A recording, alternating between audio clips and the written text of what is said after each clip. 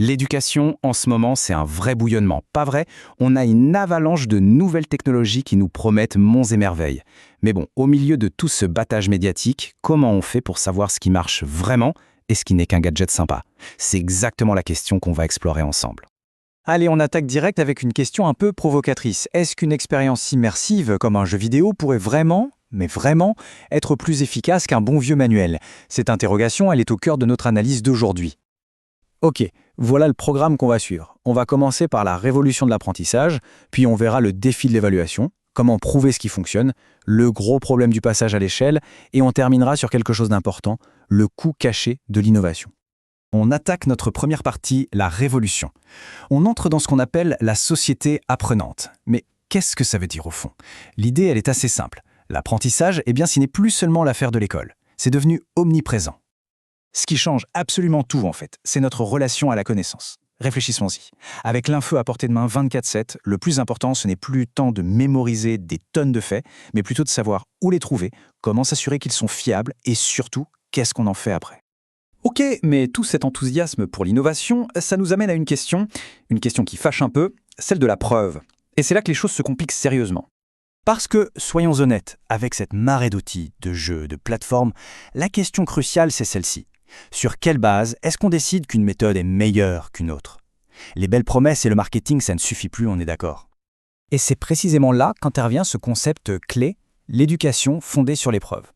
Le principe, au fond, il est assez simple. Il s'agit d'utiliser des méthodes scientifiques, des méthodes vraiment rigoureuses, pour être sûr et certain que les nouvelles techniques pédagogiques sont bel et bien efficaces pour les apprenants.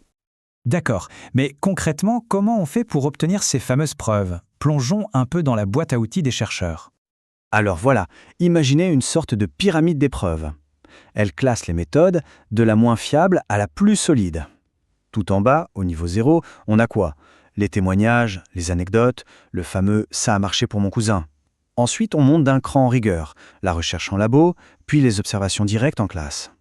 Et tout au sommet, le Graal en quelque sorte, le niveau 4, les essais contrôlés à très grande échelle. Là, on a la méthode la plus costaude pour prouver qu'une innovation, ça fonctionne vraiment. Et pour aller encore plus loin, attention, on entre un peu dans la science-fiction, les chercheurs utilisent des outils de pointe comme les biomarqueurs numériques. Par exemple, en suivant le mouvement des yeux, on peut mesurer très précisément l'attention visuelle. Ou avec des capteurs, on peut suivre le rythme cardiaque pour évaluer le stress ou la concentration. On voit l'idée? On ne se contente plus de demander à un étudiant s'il est attentif, non, on le mesure et de façon complètement objective. Pour que tout ça soit bien clair, prenons un exemple concret.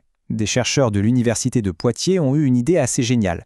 Utiliser le fameux jeu Minecraft pour enseigner un truc très très sérieux, la gestion de projet. Alors, au début, forcément, il y avait un peu de scepticisme. Certains étudiants, comme on peut le lire ici, se demandaient un peu travailler sur Minecraft, est-ce que c'est bien sérieux? Mais c'est justement là que les données, les vraies données objectives, ont tout changé. Et là, attention, les résultats sont bluffants. Grâce au suivi oculaire, les chercheurs ont mesuré que pendant la session Minecraft, les étudiants étaient concentrés sur les zones importantes 92% du temps.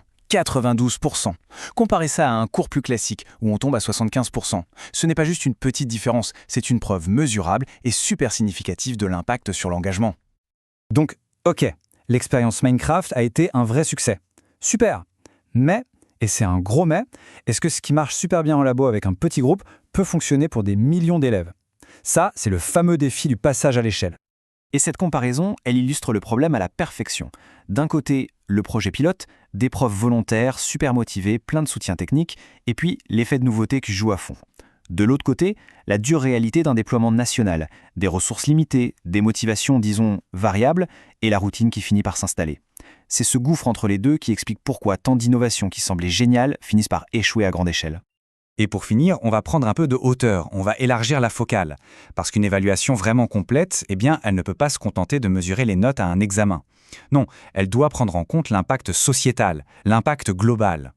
Le premier de ces coûts cachés, c'est le coût écologique. Contrairement à cette image qu'on a d'un numérique un peu magique, dématérialisé, la réalité, c'est que ces technologies sont ultra énergivores. Chaque data center, chaque appareil qu'on utilise, tout ça a une empreinte carbone bien réelle sur notre planète. Ensuite, il y a le coût cognitif. Et ça, c'est fondamental.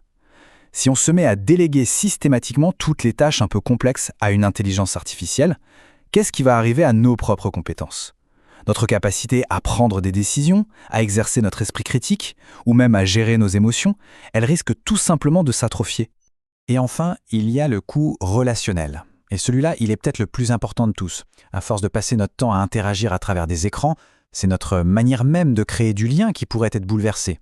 Ça touche vraiment au cœur de notre intelligence sociale, de notre capacité à nous connecter les uns aux autres de manière authentique. La question finale, au fond, ce n'est donc pas juste de savoir si un jeu vidéo peut remplacer un manuel. C'est beaucoup plus profond. C'est de se demander comment on peut intégrer ces outils incroyablement puissants de manière intelligente, réfléchie, en évaluant non seulement leur efficacité pour apprendre, mais aussi leur impact sur nous en tant qu'êtres humains et sur notre monde. Voilà pour moi le véritable enjeu.